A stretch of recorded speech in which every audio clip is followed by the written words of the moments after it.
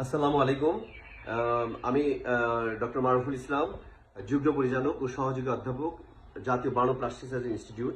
Actually আমি এই ভিডিওটা আপডেট দিতে অনেকটা বাধ্য হয়ে দিচ্ছি। সেটা হলো যে আপনারা জানেন যে একটা মর্মান্তিক বিমান দুর্ঘটনা হয়ে অনেক বাচ্চা মাইলস্টোন স্কুলের বাচ্চারা আহত এবং নিহত হয়েছে। তো আমাদের এখানে এই মুহূর্তে জাতীয় বার্ন প্লাস্টিক সার্জারিতে 51 জন বাচ্চা ভর্তি আছে। একজন আমরা ব্রড ডেট পেয়েছি।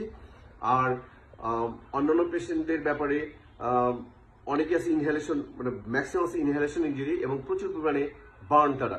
তো আমরা যেটা দেখলাম যে হাজার হাজার ইয়াং ছেলে মেয়েরা যারা রক্ত দেওয়ার জন্য আসলে উদ্গ্রীব, তারা আমাদের বাচ্চাদের রক্ত দেওয়ার জন্য আসছে।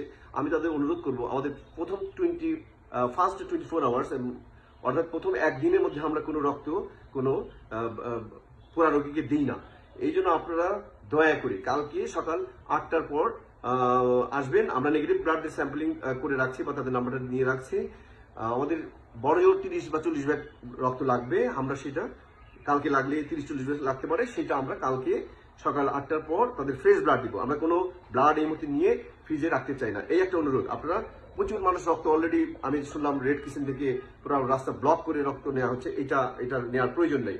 আমরা অ্যাজ এ স্পেশালিস্ট বা সুপার স্পেশালিস্ট যেটাই বলেন না কেন, আমি এই অনুরোধটা আপনাদের কাছে রাখতে চাই, কারণ আমরা এই রক্তটা নিয়ে ফ্রিজিং করবো না, আমি ফ্রেশ ব্লাড দিতে চাই।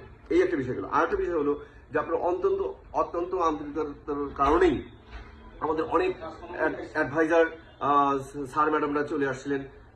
মোটামুটি অ্যাডভাইজার বোর্ডের ম্যাক্সিমাম স্যার ম্যাডামরা কিন্তু তাৎক্ষণিকভাবে এসে পেশেন্ট দেখে গেছেন এবং ওই সময় অতটা ভিড় ছিল না। তারা দেখে একটা আইডিয়া নিয়ে গেছেন এবং সাংবাদিকদের তখন ব্রিফ করেছেন। কিন্তু এখন বাজে হলো কত, বিকেল 5:30। হ্যাঁ, এখন বাজে হলো বিকেল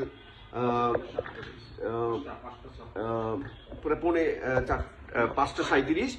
এখন আমরা হাজার হাজার মানে কি, এখানে এত বেশি মানুষের ভিড় হয়েছে যে আমাদের ট্রিটমেন্ট দেওয়ার জন্য কিন্তু এটা একটা অনেক কঠিন দিক। এই জন্য আমি অনুরোধ করব, সবিনয় অনুরোধ করব, কোনো রাজনৈতিক নেতৃবৃন্দ বলেন, অথবা উচ্চপদস্থ কোনো কর্মকর্তা কর্মচারী বলেন, অথবা ছাত্র প্রতিনিধি বলেন, অথবা যারা আমাদেরকে অত্যন্ত ভালোবাসেন, এই ভালোবাসার দাবি নিয়েই বলছি, বা বাচ্চাদের প্রতি যারা ভালোবাসা, এই ভালোবাসার দাবি নিয়ে বলছি, আপনারা দয়া করে হসপিটাল থেকে দূর থেকে খোঁজ খবর রাখুন, কিন্তু হসপিটালে আসেন না। তাহলে এটা খুবই মানে ট্রিটমেন্টের জন্য অনেক সমস্যাই হচ্ছে।